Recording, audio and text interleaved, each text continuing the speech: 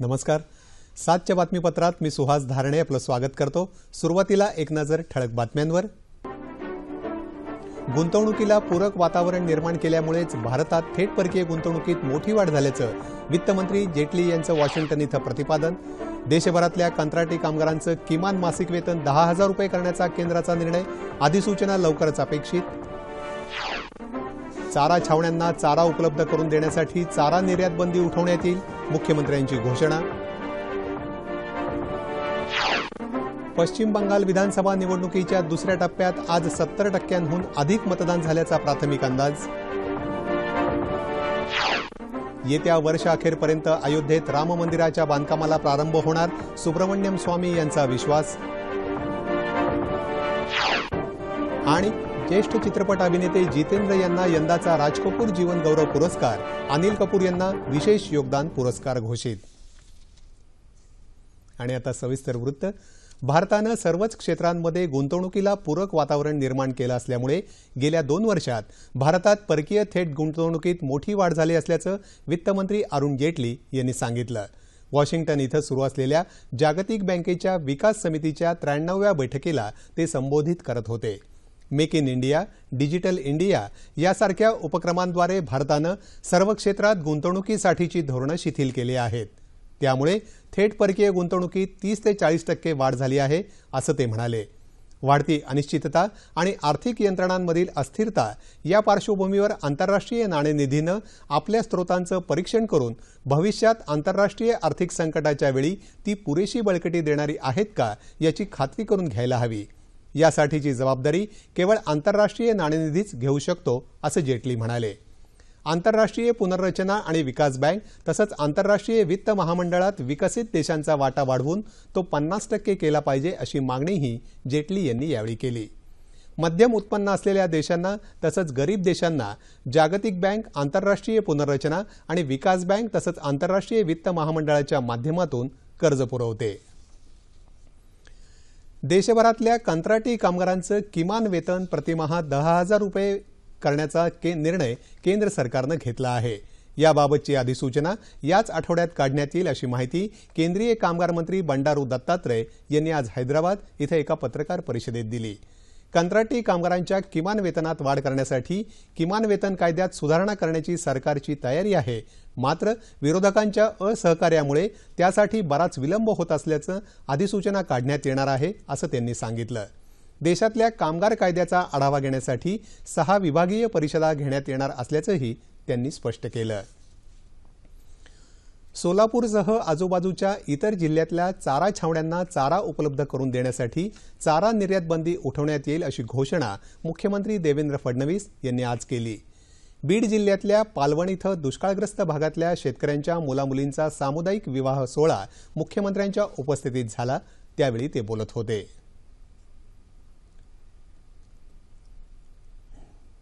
या निमित्ताने मी या ठिकाणी सर्व आमच्या छावण्याचे जे मालक या ठिकाणी आले आहेत त्यांनाही विनंती करतो की अडचण असली तरी योग्य प्रकारे छावण्या चालवा आणि चारा छावण्यांकरता जे ट्रक या ठिकाणी येतील ते ट्रक निश्चितपणे त्या ठिकाणी चाराबंदी मुक्त असले पाहिजेत, अशा प्रकारचे निर्देश हे निश्चितपणे त्या ठिकाणी देण्यात येतील आणि कुठल्याही परिस्थितीत आमच्या जनावरांना चारा मिळाला पाहिजे हा प्रयत्न हा या ठिकाणी केला जाईल. मराठवाड्यात सध्या अभूतपूर्व दुष्काळाची परिस्थिती आहे. मात्र दुष्काळग्रस्त जनतेला दिलासा देण्यासाठी शासन सर्वतोपरी प्रयत्न करत आहे. सध्या राज्यावर भरपूर कर्ज असलं तरी शेतकऱ्यांना दिलासा देण्यासाठी गरज भासल्यास पुन्हा कर्ज काढण्याची राज्य सरकारची तयारी आहे, असं मुख्यमंत्री म्हणाले. मनरेगाच्या माध्यमातून बीड जिल्ह्यातल्या 41,000 मजुरांना रोजगार उपलब्ध करून दिल्याबद्दल मुख्यमंत्र्यांनी जिल्हाधिकाऱ्यांचं कौतुक केलं. परराष्ट्र व्यवहार मंत्री सुषमा स्वराज यांनी आज इराणचे परराष्ट्र व्यवहार मंत्री मोहम्मद जावेद झराफी यांच्याशी तेहरान इथं चर्चा केली. या द्विपक्षीय संबंधांच्या अनेक मुद्द्यांवर चर्चा झाली. नैसर्गिक तेलानं समृद्ध असलेल्या इराणवरील आर्थिक निर्बंध उठवल्यानंतर तिथे गुंतवणूक करण्यासाठी चीन आणि अमेरिकेपासून जगभरातल्या देशांमध्ये चढाओढ लागली आहे. इराणमधल्या ऊर्जा, बंदरं आणि दळणवळण क्षेत्रात भारताची गुंतवणूक वाढवल्याबाबतचा मुद्दा या चर्चेत होता. कच्च्या तेलासाठी रुपयांऐवजी युरोमध्ये मोबदला देण्याच्या इराणच्या मागणीसह तेल व्यापारातील विविध मुद्द्यांवर दोन्ही नेत्यांमध्ये चर्चा झाल्याचं समजतं. स्वराज यांनी तेहरानमधल्या भारतीय समुदायाशीही चर्चा केली. त्यांना येणाऱ्या अडचणींबाबत इराणी नेतृत्वाशी चर्चा करण्याचं आश्वासन स्वराज यांनी यावेळी दिलं. 5 दिवसांच्या चीन दौऱ्यावर असलेले संरक्षण मंत्री मनोहर पर्रिकर आज विशेष विमानानं शांघायहून बीजिंगमध्ये दाखल झाले. दहशतवादी मसूद अझहर याच्या दहशतवादी संघटनेवर प्रतिबंध घालण्याच्या प्रयत्नांविरोधात चीननं संयुक्त राष्ट्रांमध्ये नकाराधिकार वापरल्याच्या पार्श्वभूमीवर पर्रिकर यांचा चीन दौरा होत आहे. भारत आणि चीन दरम्यानचे संरक्षण विषयक आणि मसूद अझहरच्या मुद्द्यावरून कटू झालेले संबंध सुरळीत करणं हा या भेटीचा उद्देश आहे. या दौऱ्यात ते चीनचे पंतप्रधान ली केंगपिंग, संरक्षण मंत्री तसंच लष्करी अधिकाऱ्यांशी चर्चा करणार आहेत. याआधी 2013 साली तत्कालीन संरक्षण मंत्री A.K. अँटोनी यांनी चीनला भेट दिली होती. पश्चिम बंगाल विधानसभा निवडणुकीत आज दुसऱ्या टप्प्यात 70% अधिक मतदान झालं. या टप्प्यात 7 जिल्ह्यात 56 जागांसाठी मतदान झालं. आजच्या टप्प्यात 33 महिलांसह एकूण 383 उमेदवार रिंगणात होते. मतदान सुरळीत व्हावं यासाठी केंद्रीय निमलष्करी दलाचे जवान तैनात करण्यात आले होते.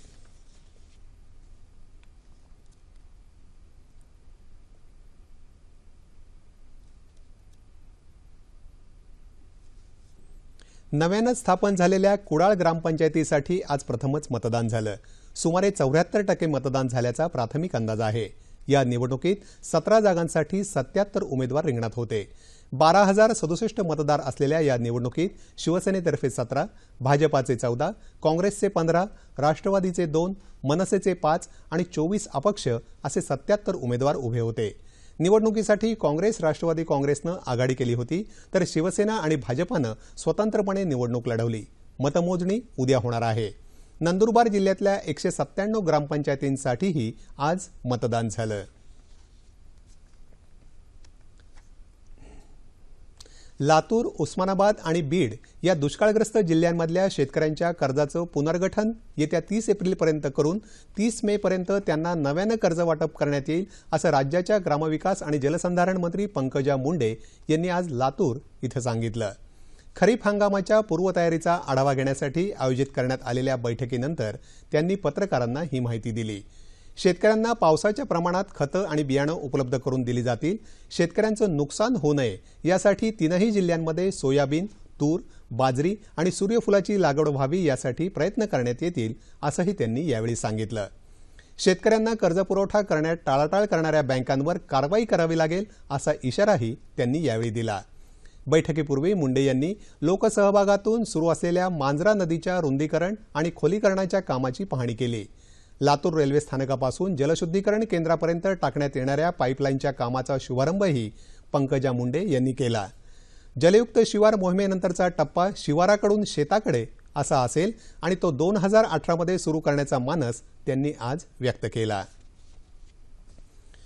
अयोध्येमध्ये वर्षानुवर्ष रखडलेल्या राम मंदिराच्या बांधकामाला या वर्षअखेरीस सुरुवात करण्यात येईल, असा दावा भाजपाचे ज्येष्ठ नेते आणि विराट हिंदुस्थान संगमचे अध्यक्ष डॉ. सुब्रमण्यम स्वामी यांनी केला आहे.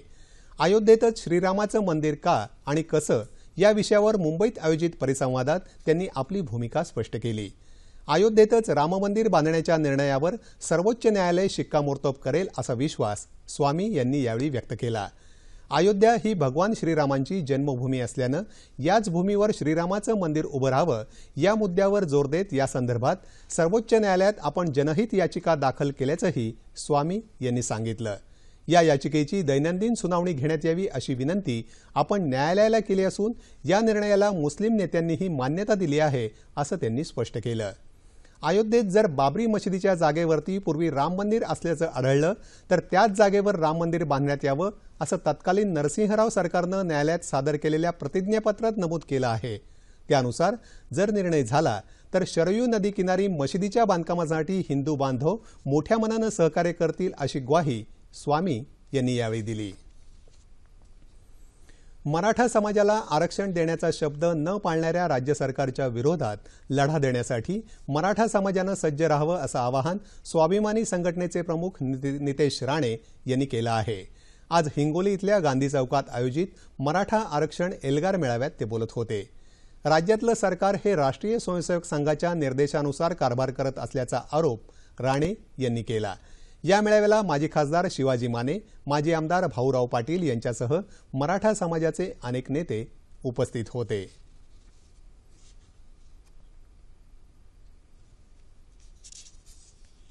इसिस या दहशतवादी संघटनेमध्ये भारतीय तरुण जाऊ नयेत आणि जाणाऱ्यांना रोखण्यासाठी राष्ट्रीय मुस्लिम मंचातर्फे दहशतवाद विरोधी युवा पथकाची स्थापना करण्यात येणार आहे। याद्वारे इसिसकडे वळणाऱ्या तरुणांना परावृत्त करून देशहित कार्यात त्यांचा सहभाग वाढवता येईल, असं राष्ट्रीय मुस्लिम मंचाचे राष्ट्रीय संयोजक मोहम्मद अफजल यांनी सांगितलं। राष्ट्रीय मुस्लिम मंचाच्या वतीनं राष्ट्रीय कार्यकारिणीची 3 दिवसीय बैठक नागपुरात आयोजित करण्यात आली आहे, त्यावेळी ते बोलत होते।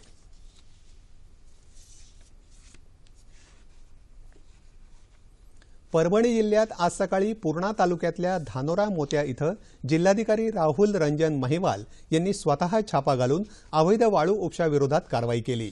यावेळी गोदावरी पात्रातून मोटारद्वारे ओल्या वाळूचा उपसा सुरू होता। छाप्यात वाळूसह मोटार, एक जेसीबी मशीन, 2 ट्रक, पाईपलाईन आणि इतर साहित्य जप्त करण्यात आलं असून पूर्णा पोलीस ठाण्यात गुन्हा नोंदवण्यात आला आहे।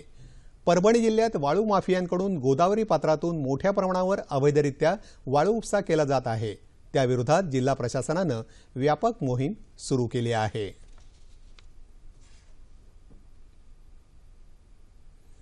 हवामान बदल आणि पर्यावरण संवर्धन यासाठी देशातल्या जनतेमध्ये जागृती व्हावी यासाठी केंद्रीय विज्ञान तंत्रज्ञान आणि पृथ्वी विज्ञान मंत्रालय, रेल्वे मंत्रालय तसंच पर्यावरण मंत्रालयाच्या वतीनं विज्ञान एक्सप्रेस प्रदर्शनी सुरू करण्यात आली असून या एक्सप्रेसचं बुलडाणा जिल्ह्यातल्या जळंब रेल्वे स्थानकावर काल आगमन झालं। या प्रदर्शनात अत्याधुनिक विज्ञानाचे प्रयोग आणि पर्यावरण संवर्धनासाठी करावयाची उपाययोजना प्रदर्शित करण्यात आली असून परिसरातील नागरिक आणि विद्यार्थी मोठ्या संख्येनं या विज्ञान एक्सप्रेसला भेट देत आहेत।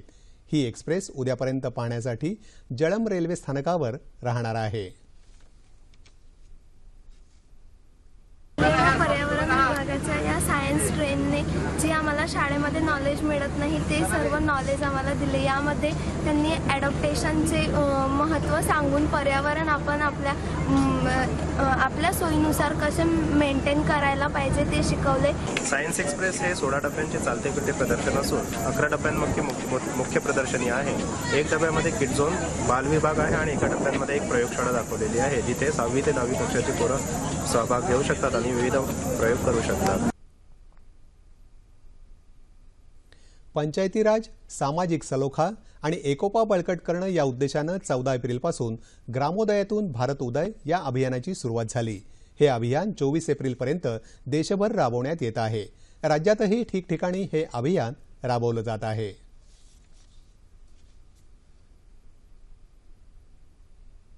ठाणे जिल्ह्यातील शेलार गाव इथे डॉक्टर बाबासाहेब आंबेडकर यांना आदरांजली वाहून ग्रामोदयातून भारत उदय या अभियानाची सुरुवात झाली। यावेळी गावकऱ्यांनी सामाजिक सद्भावनेची शपथ घेतली। तसंच स्वच्छ भारत अभियान या विषयावर विद्यार्थ्यांनी नाट्य सादर केलं। ग्रामविकास विभागाचे मुख्य सचिव व्ही गिरीराज यांनी या अभियानासंदर्भात माहिती दिली। या अभियानानिमित्ताने नंदुरबार जिल्ह्यातल्या सारंगखेडा ग्रामपंचायतीत सामाजिक सुसंवाद या विषयावर व्याख्यानाचं आयोजन करण्यात आलं होतं। यावेळी डॉक्टर बाबासाहेब आंबेडकर यांच्या विचारांच्या पुस्तकांचं प्रदर्शनही भरवण्यात आलं। तसंच त्यांच्या पुस्तकांचं विद्यार्थ्यांना वाटपही करण्यात आलं। जालना जिल्ह्यातल्या नसडगाव इथेही हे अभियान राबवण्यात आलं। यावेळी समाज कल्याण मंत्रालयातर्फे राबवण्यात येणाऱ्या विविध योजनांची माहिती जिल्हा परिषदेच्या अधिकाऱ्यांनी दिली। यावेळी समाज कल्याण अधिकाऱ्यांनी बाबासाहेबांचा जीवनपट उलगडून दाखवला। नसडगावचे सरपंच तसंच ग्रामस्थ यावेळी उपस्थित होते। धुळे नंदुरबार जिल्हा सहकारी बँकेच्या प्रशासकीय इमारतीच्या 3ऱ्या मजल्यावर आज सकाळी 8:30च्या सुमारास लागलेल्या भीषण आगीमुळे बँकेचं प्रचंड नुकसान झालं आहे। धुळे महानगरपालिकेसह पाटोळा, मालेगाव, अंमळनेर, शिरपूर, दोंडारे, चाळीसगावच्या एकूण 70 अग्निशमन बंबांच्या सहाय्यानं ही आग विझवण्यात आली। शॉर्ट सर्किटमुळे आग लागली असल्याची शक्यता वर्तवण्यात येत असून अद्याप आग लागण्यामागचं खरं कारण स्पष्ट झालेलं नाही। बँकेची महत्त्वाची कागदपत्र या आगीत भस्मसात झाली असली तरीही बँकेचा डाटा सर्व्हरमध्ये सुरक्षित असल्यानं खातेदारांनी घाबरून जाऊ नये असं आवाहन बँकेनं केलं आहे। तसंच उद्यापासून बँकेचे सर्व कामकाज पूर्वीप्रमाणे सुरळीतपणे सुरू राहणार असल्याचंही बँकेनं यावेळी स्पष्ट केलं.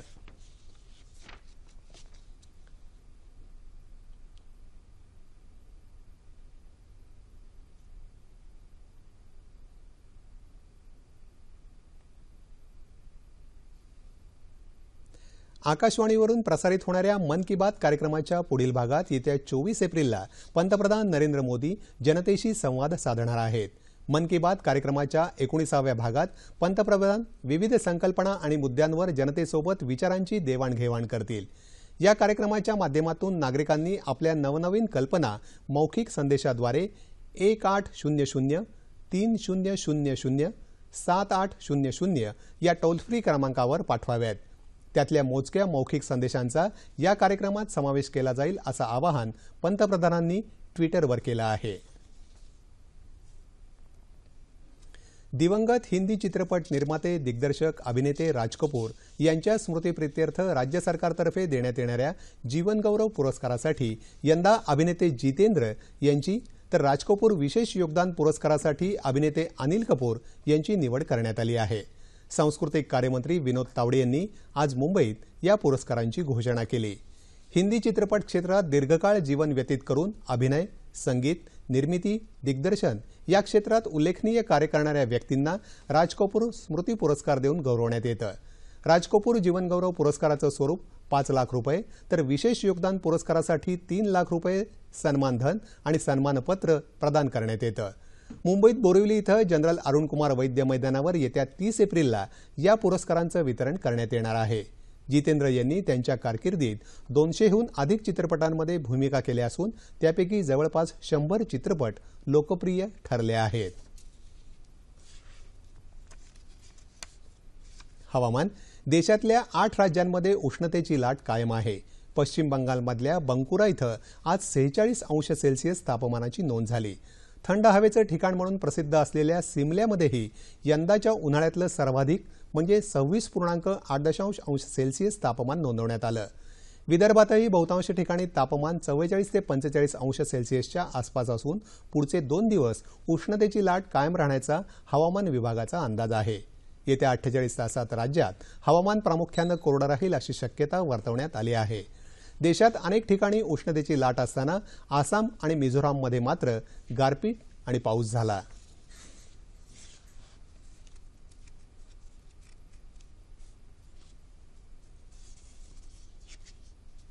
तापमान अंश सेल्सिअसमध्ये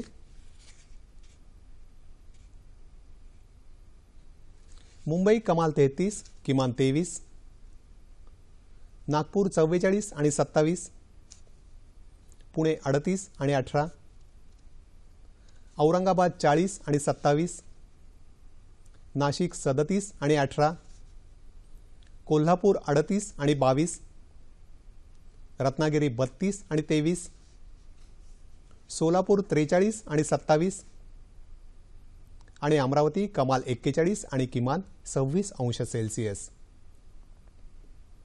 ठळक बातम्या पुन्हा एकदा. गुंतवणुकीला पूरक वातावरण निर्माण केल्यामुळे भारतात थेट परकीय गुंतवणुकीत मोठी वाढ झाल्याचं वित्तमंत्री जेटली यांचं वॉशिंग्टन इथं प्रतिपादन. देशभरातल्या कंत्राटी कामगारांचं किमान मासिक वेतन 10,000 रुपये करण्याचा केंद्राचा निर्णय, अधिसूचना लवकरच अपेक्षित.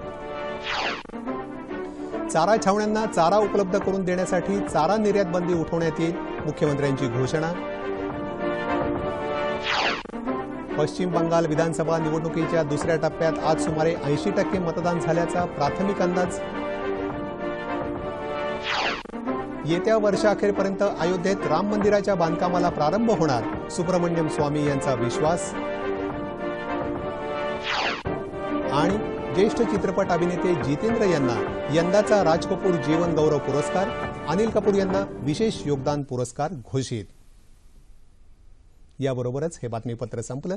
मुंबईत 14 ते 16 एप्रिल दरम्यान ब्रिक्स देशांच्या फ्रेंडशिप सिटीज एन्क्लेव्ह 2016 या परिषदेचा काल समारोप झाला. विकसित देशांच्या तुलनेत ब्रिक्स देशांमधल्या शहरांच्या विकासासाठी परस्पर सहकार्य आणि तंत्रज्ञानाच्या आदानप्रदानाची गरज यावेळी व्यक्त करण्यात आली. या परिषदेविषयी अधिक माहिती देण्यासाठी राज्याचे मुख्य सचिव स्वाधीन क्षत्रिय यांना आज रात्री 9:30च्या बातमीपत्रात निमंत्रित करण्यात आलं आहे. तेव्हा पुन्हा भेटूया पुढील बातमीपत्रात आपल्या सह्याद्री वाहिनीवर. नमस्कार.